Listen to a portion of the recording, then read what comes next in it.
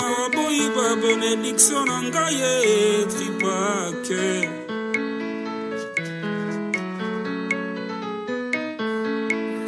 Bina mazalaba, bina mazatonga, ndangala patolaba, le chien bombe la caravane passe. Bina mazalaba. Bina bazatonga ndangela potwa laba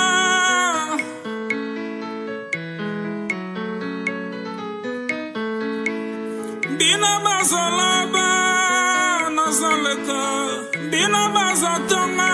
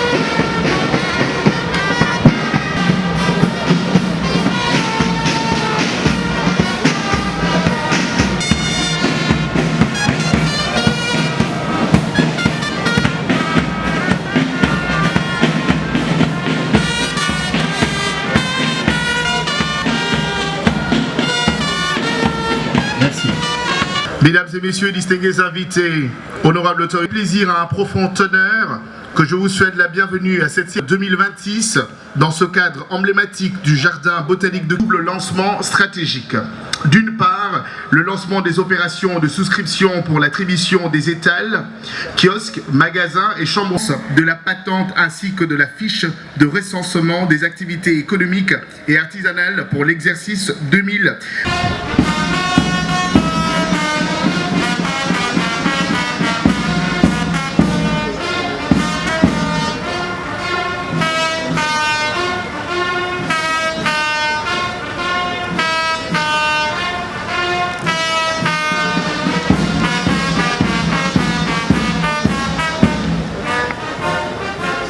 Merci.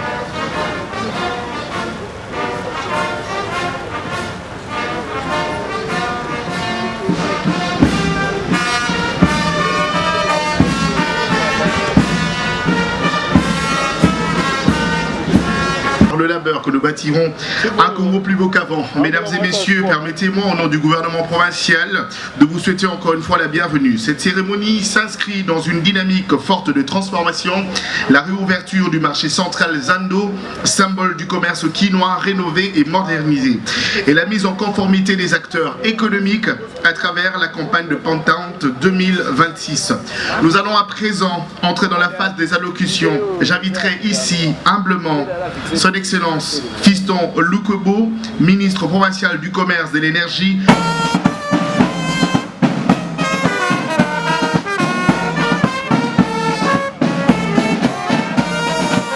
Excellence, Monsieur le gouverneur de la ville de Kinshasa, ici représenté.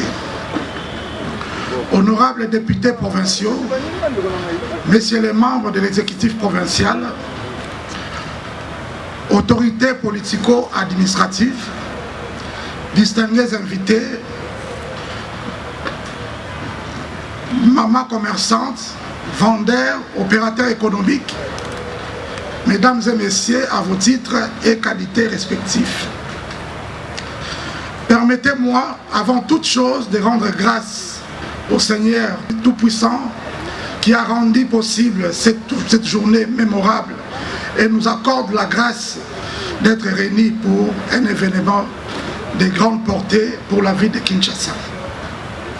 Je voudrais ensuite rendre un hommage appuyé à son Excellence, Monsieur le Président de la République, son Excellence Félix-Antoine Tshisekedi Tshilombo, chef de l'État, dont la vision de modernisation de notre pays, d'assainissement, de l'économie et d'amélioration des conditions de vie de la population continue d'inspirer l'action publique à tous les niveaux. C'est dans cette dynamique relayée ici à Kinshasa par son Excellence, Monsieur le gouverneur Daniel Bumba Lubaki, que nous procédons aujourd'hui à un double lancement majeur, d'une part de la délivrance de la patente et de la fiche de recensement des activités économiques, et d'autre part de l'ouverture du grand marché qui commence par la souscription pour l'acquisition des étals, des magasins et des chambres froides. Mesdames et messieurs, la patente est le document officiel qui autorise toute personne à exercer légalement les petits commerces dans la ville de Kinshasa. Par conséquent, toute personne qui se livre à cette activité sans être détentrice de la patente se place en situation d'infraction et s'expose aux sanctions prévues par la réglementation en vigueur. Quant à la fiche de recensement des activités économiques et artisanales, elle permet à l'autorité publique de mieux désorganiser et de mieux encadrer les activités commerciales. Car une ville moderne ne peut durablement prospérer dans le désordre. Il importe de rappeler que sont notamment assujettis à la patente les vendeurs de marché, les petits commerçants, les motocyclistes assurant les transports en taxi, les propriétaires de taxis et des taxis-bis, les magasins de couture, les restaurants, les bistrots, ainsi que les petites pharmacies ne disposant pas de RCSM. Dans un premier temps, Cette opération est lancée sur 6 sites, les jardins botaniques, les marchés de Matete, les marchés de Liberté, les marchés de Gambela, la commune de Bandalumba, la commune de Limete. D'autres sites suivront progressivement. Mesdames et messieurs, l'ouverture du grand marché constitue un moment de grande portée économique, sociale et symbolique. Les travaux ont commencé en 2020 et auront pris fin 6 ans. Son aboutissement n'aurait pas été possible sans l'implication directe des honorables députés provinciaux de la ville de Kinshasa et de son excellence, monsieur le gouverneur Daniel Bumba Lubaki. Je voudrais à cet instant m'adresser directement aux mamans et aux papas ainsi qu'aux jeunes commerçants ici représentés. Maman na papa bilenge bateki nyonso ya zando lelo ezali mokolo ya esengo, n'est-ce pas? Espoir na bino ekomi réalité. Est-ce que ezali esengo to ezali esengo te? Yango nasengi tobetela papa mokonzi ya ville ya Kinshasa maboko. N'est-ce pas? Ndoto ekomi réalité. Oh, achaki tembe et sili.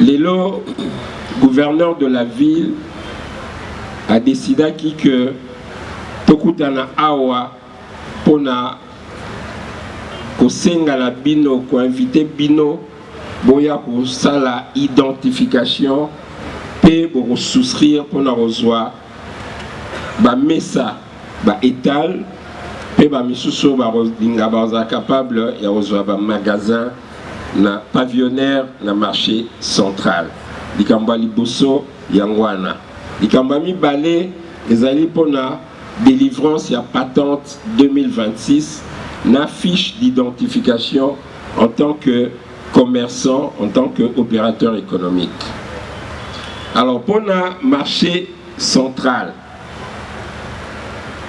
awa nesika oyo na jardin botanique mutu oyo alingi kozwa mesa na marché central akoya apesi identité na ye ba enregistré ye mais pour vérifier ba retourna yo est-ce que on remplit ba critères ezanini ezali ozala de nationalité congolaise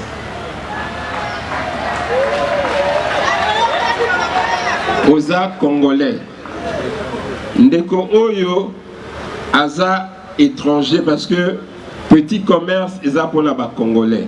Mouta ozoteka na mesa azosala petit commerce. Mais na niveau ya ba magasin tokomi na demi gros. Alors gros eza autorisé na ba paya oyo aza na capacité. Mais mon paya aza na capacité aoya na mesa te aoya solliciter na magasin, il faut approuver que Azana carte de résident pour étranger.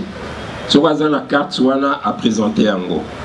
Mais pour la carte de résident pour étranger, esika oyo akoyo kozwango ezana hôtel de ville. Tozana esika oyo tobongisa aye asali procédure na enyo surtout perdu carte de résident ndaye awa. Non pona azala na mesa mais pona atala soro akoki kozwa magasin.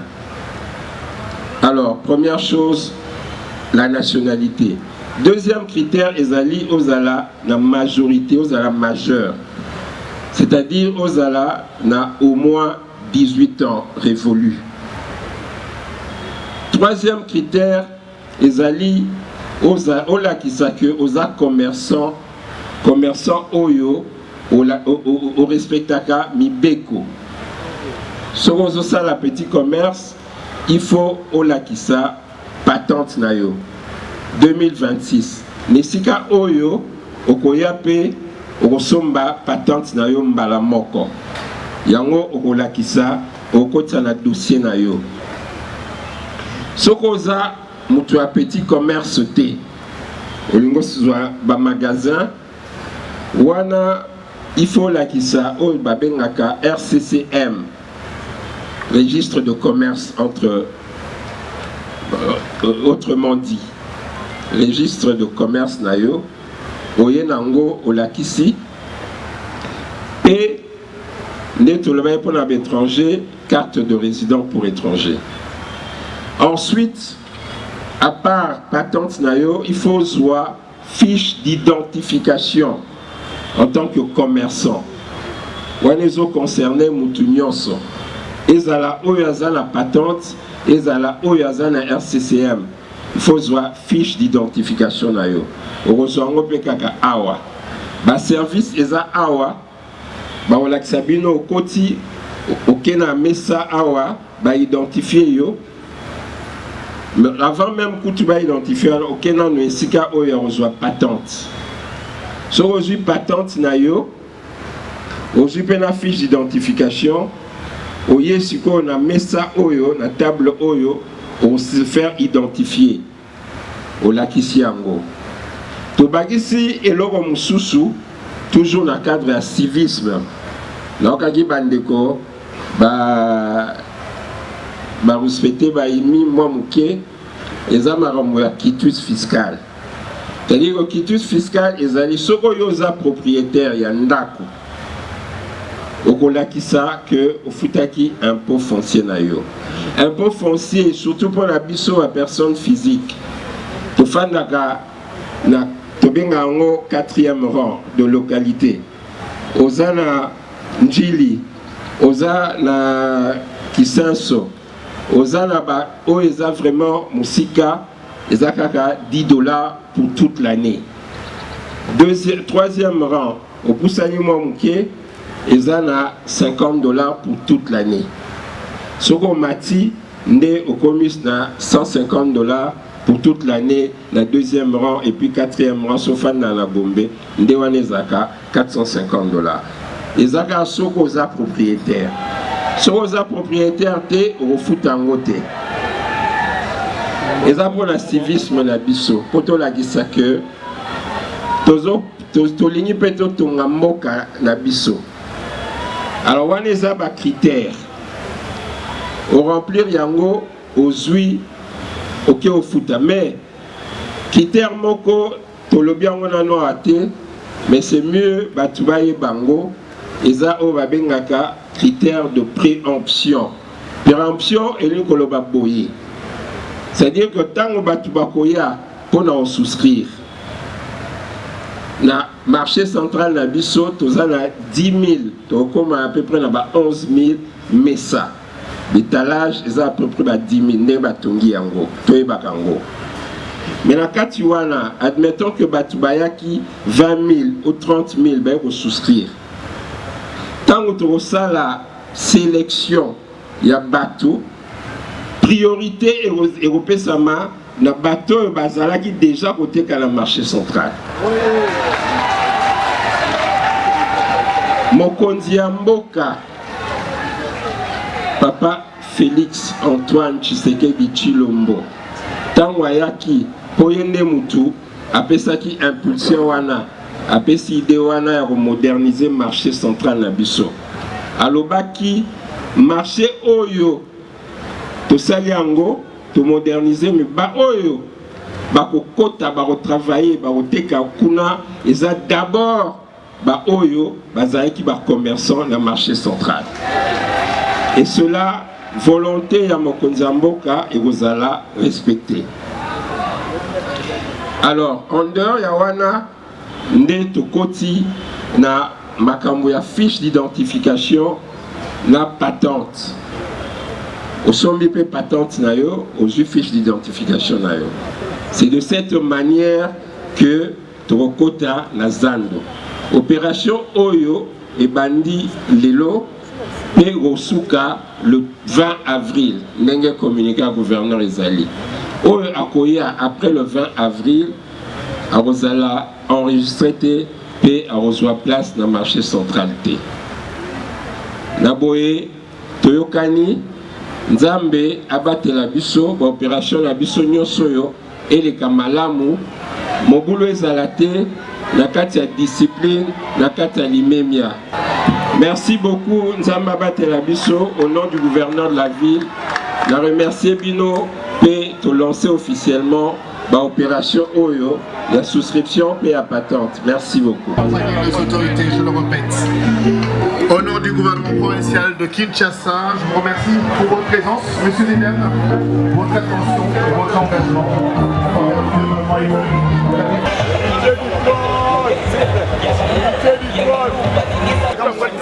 Les gars m'ont pensé comme ça.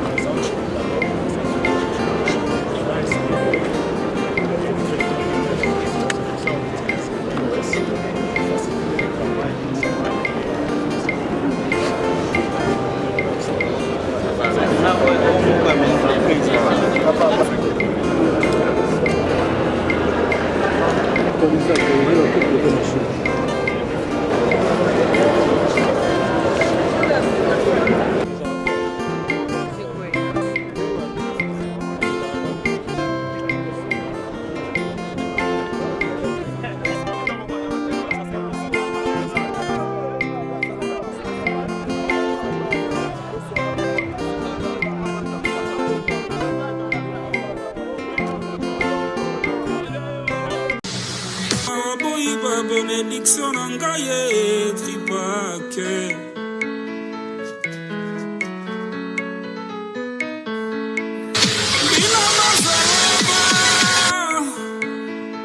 Bina Mazatonga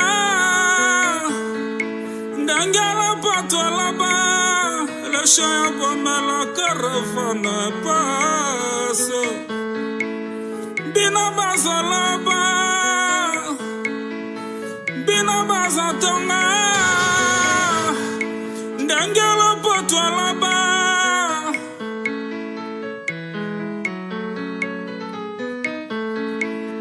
Bina Mazalaba Nazaleka Bina Mazatonga